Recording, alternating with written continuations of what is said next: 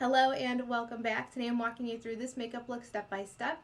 I'm trying out the brand new Laura Mercier Tinted Moisturizer as well as her new Tinted Moisturizer blushes. I have detailed timestamps listed down below in case you wanted to skip ahead to anything, but with all of that out of the way, let's get started.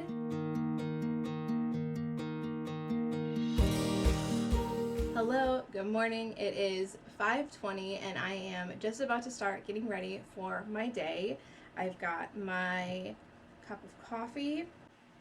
This is one of my favorite coffee mugs. It says Como se llama or Como se llama. So it's got two of my favorite things, Spanish and llamas in one mug, and these colors, so fun. This was originally going to be a first impression of the new Laura Mercier Tinted Moisturizer Light Revealer Natural Skin Illuminator, but I actually filmed that yesterday. I filmed it. I won't edit it and I won't post it because it was a disaster. But I am going to try and improve on what went wrong yesterday today and see if I have a better experience using this tinted moisturizer as well as a couple of other products. Before applying my base, I am going to start by applying the Rose Inc Eye Revival Brightening Eye Cream. This is one of my favorite eye creams to use, specifically in the morning, because I want my under eyes to be brighter in the morning, and at night I obviously don't care about my under eyes being bright. And I use a retinol or retinoid, whatever it is, at night. But in the morning I like this one because not only does it brighten and give a nice radiant and hydrating base, it also does a really good job at filling in the fine lines and smoothing over some of the texture that I have underneath my eyes. So this makes a really great eye base before putting on makeup. The primer I'll be using on the rest of my face is the Smashbox Photo Finish Primerizer. This is one of the newer ones and I have used it, I believe, recently in a video, and I talked about picking up the illuminating primer and also during the sale. I did not. I decided to not buy the other primer. I have a lot of primers and I love primers, but as for illuminating or glowy primers, I have a lot of other products that do that. I've got the Flawless Filter and the Glow Lust, and I think I'd just rather use one of those than buy a second illuminating primer, because it turns out, as much as I like to be radiant and glowy, I prefer to be more dewy and wet or oily looking, and illuminating primers are more glitter or shimmer based, I have found, and I prefer just a more glowy look like this. For my base, I'll be using the Laura Mercier Tinted Moisturizer Light Revealer Natural Skin Illuminator Broad Spectrum SPF 25, and I have the shade 1C0 Cameo. Reading the description about it, it reminds me of the Chanel skin tint or the new Rose Inc skin tint with the little foundation beads that you pop and that's what gives you coverage. This isn't like that. It doesn't have the little beads, but it does have mineral pigments, which brings that illusion to my mind. With sheer mineral pigment coverage, this water break cream infuses deep plant-based hydration to revive skin. Is infused with French algae known to noticeably boost the look of skin's clarity and to enliven complexion. And then it's got SPF that helps protect your skin from the sun. It says to use your fingers or a sponge to apply and to work in small areas. So I'm going to start with my fingers on this side of my face, and then maybe I'll try a sponge on the other side of my face. I just used my fingers yesterday to apply this and it was fine. I'm picking up a little bit from what I squeezed on the back of my palette, and I'm just going to start massaging that into my face. The coverage is very sheer, and for being a tinted moisturizer, I already mentioned it's not very hydrating. I definitely had to prep my skin this morning with a good hydrating base, as well as go in with a nice hydrating primer. I don't know if the weather right now is playing into how dry my skin is, because we've been going back and forth again in the weather. It was 70 for like 2 days in a row this week, and now it's back down to the 30s and rainy. But I've needed to really increase the hydration in my routine, which was already really hydrating, but I've been really flaky and my skin's been really tight and uncomfortable. So I'm going to start using my Billion Dollar Brows sponge to apply the tinted moisturizer on this half of my face. But this reminds me a lot of Hollywood Flawless Filter or the Glow Lust. it doesn't have any coverage. It is completely sheer coverage. I almost feel like you get more coverage from Flawless Filter than I get from this tinted moisturizer, which is fine because it's a tinted moisturizer. And it does say that you're getting sheer coverage, so you know what you're getting into when you're buying it. So it's not like it was falsely marketed to have higher coverage and you're just getting none. This really is exactly as it claims. It's an illuminating sheer base. It's not very hydrating, at least for my skin. The shade does dry down to be just a little bit darker than it is when you're applying it. It dries down to this peachy tone that I don't think is very flattering. I think if I mixed this in with another foundation, or if I used this as a base, like the Flawless Filter or the Auric Glow Lust, I think I would enjoy this product more. But as a standalone base, I don't like it. And for my personal preferences, this is not what I want my base to look like when I'm putting on a full face of makeup. This might be something that I would put on maybe to wear around the house to even out my skin tone or something, but even then I don't necessarily feel like my skin tone's been evened out. I feel a little bit more like a grease ball. I feel a little bit like the Tin Man or like a disco ball. I don't feel glowy and hydrated, and even when I'm wanting that wet look, I don't think this is making me look wet. I feel like this is making me look more greasy than dewy or radiant. So as a standalone base, I don't think that it's a very good one. For concealer, I have the new Dior Backstage concealer. I have the shade 1N, and it's supposed to be a caffeine-infused radiant concealer that delivers waterproof and crease-proof full coverage with an innovative makeup brush applicator for precision. I'm going to start by putting some of this underneath my eyes, right in the darkest part of my eye, and I guess I'll put some on the outer to lift the edge. It feels really nice. I like this little brush. And why not try some of their highlighting technique? Since I already don't like the base, it can't get any worse than we're at. And I'm just blending out the concealer using my Rare Beauty concealer brush. I'm going to let it sit on my red spots around my nose the longest, as well as underneath my eyes where I need the most coverage. For being a supposed to be full coverage concealer, it sure is not blending out like one. So far the spots I've blended out, I'm not seeing full coverage. Maybe medium, but it didn't cancel out the redness that I've got going on around this breakout, and it's not fully covered the redness around my nose, so definitely not full coverage. It does seem to be quite spreadable. It's not doing a great job at covering up my dark circles. I feel like I would need a real under eye corrector before applying this. I'm going to jump around a little bit now before I finish off the base. I'm going to do a little bit of bronzer contour just to warm up my face and give it a little bit of definition. Then I'm going to do my eyes, and then I'm going to jump back to finish off the base. So I'm going to start by applying the iconic London Precision Duo Contour Pot, and I'm using my e.l.f. airbrush stipple. Lightly start applying that on my cheek. It's a little too lightly. It's like I didn't get any product on the brush. Maybe I'll push it first. That's still not giving me any kind of payoff. That's a little bit better. Look at that cheekbone. Look at her. Moving on to eyes now.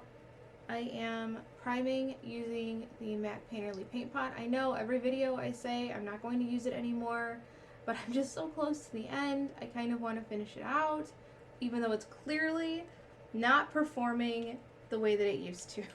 It is so dry, and the coverage just isn't there anymore. And I just can't let her go, not when we're this close to being done. I don't really have a new eyeshadow palette, but new to me eyeshadows that I have are the Makeup Geek. This is the neutral matrix palette with all of the neutral shades, or most of the neutral shades. So I'm just gonna throw on a really basic look. I'm taking my large shadow brush from EcoTools, and I'm dipping into the Vanilla Bean shade just to set the paint pot. In my crease, I'm going to take the shade Creme Brulee using my Smith 232, and I'm taking that on the tip of the brush first, and I'm putting my head back so I can really get into the crease and the socket, and I'm bringing that right underneath the brow. I'm not pulling it all the way in. I'm keeping it at the brow. I'm also going to look up into my mirror and pull that along the lower lash line. On my Smith 230, I'm going to take a little bit of the shade Cheetah Bear and start defining the outer corner. And I'm keeping this mostly not on my eye. I'm only very slightly touching the actual corner of my eye. And then once I've deposited a lot of that color, that's when I'll start bringing it inward and slightly into the crease. I'm going to take the shade Chocolate Wasted on a Sigma E15, and I'm going to line the lash line, but I'm stamping it first. I'm not dragging it over. I'm stamping that product right at the outer corner and then working my way inward. So there's less pigment as I work my way towards my inner corner. And I'm not taking it all the way into the inner corner. I'm stopping, putting the eyeshadow where my lashes become very sparse. So I'm only taking it about 2/3, a little bit more than 2/3 of the way through. And then to blend that out, I'm going in with the Smith 230 and the shade Cheetah Bear. I'm just going to go over that lash line and diffuse that edge from Chocolate Wasted. I'm now taking a Sigma E25, I'm going to go back into the original shade Vanilla Bean that I used to set the eye, and I'm going to re-brighten up the inner corner. That is the eyeshadow look. It's really basic and easy. I'm going to go catch up the other eye, and then I will be right back. And here are the eyes all finished. To tightline, I used the Melt Cosmetics Columbia eyeliner, and to do my waterline, I used the Sephora Collection Infinite Beige, and for mascara, I used a mixture of the ColourPop Act Natural Defining Mascara and the Ilia Fullest Volumizing Mascara. I mixed the two on the top lashes, and then the bottom lashes are just the ColourPop. Now I'm just going to finish off my brows. I am going to try using the Gwen Stefani Hella On Point Ultrafine Brow Pencil. I have the shade 3. I'm going to try using this again. I don't like this one as much as I like the Most Def Sculpting Pencil. That one I definitely think is better if you are looking at these brow pencils. I guess it depends on what you're looking for to get out of a brow pencil. I just don't think that there's anything super special about this one, the Hella On Point. It's very pigmented, I guess, so you need a very light hand, otherwise it's easy to go overboard. So if you need a really pigmented pencil, then this one might be really good for you.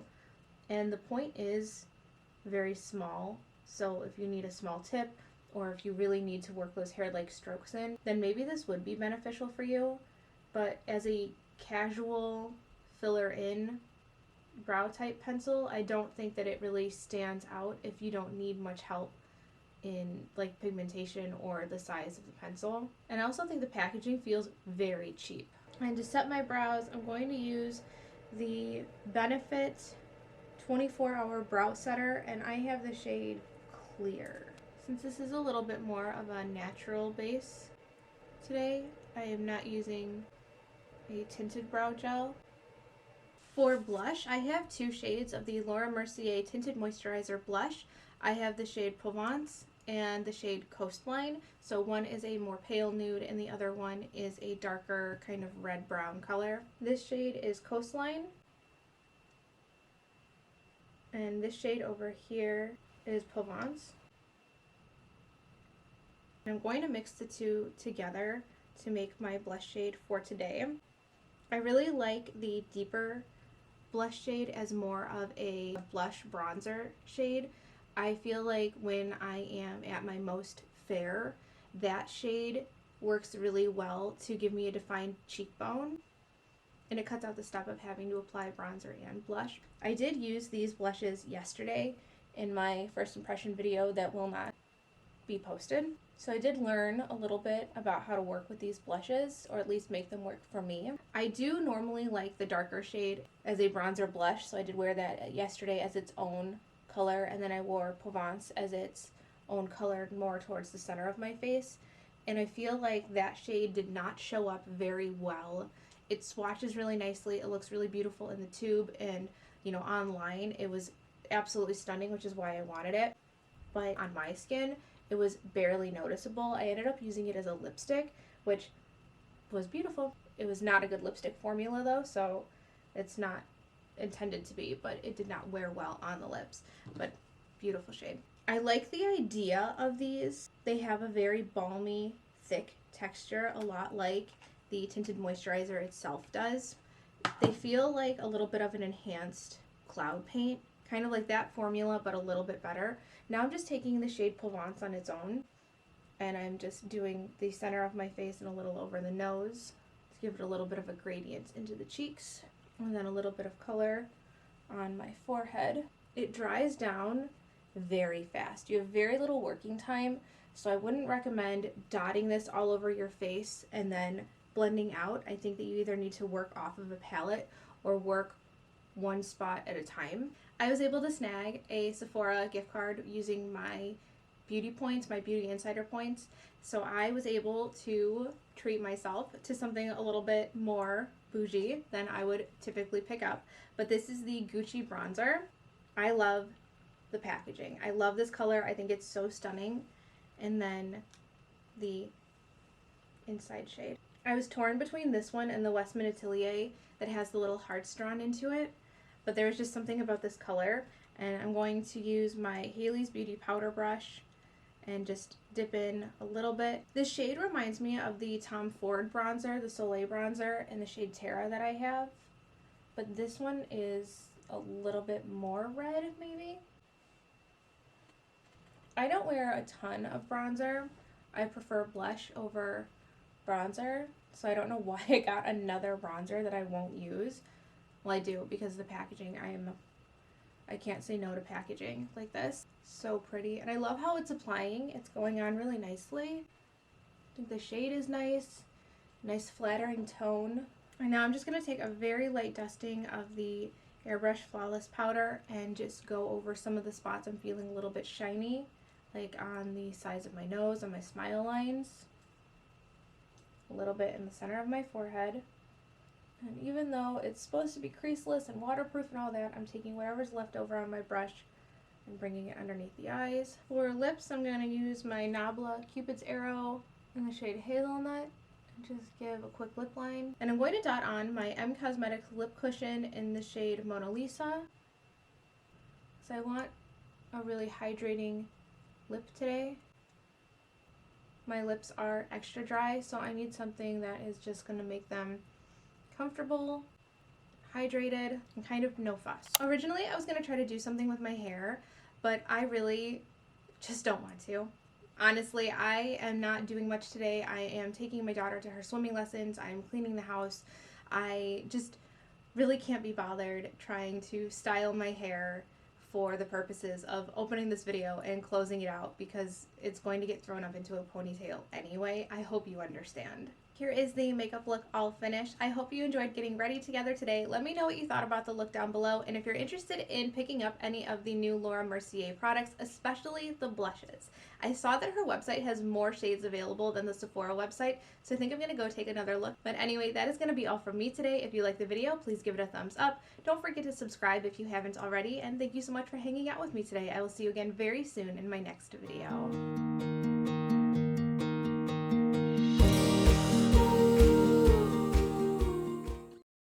Is that it?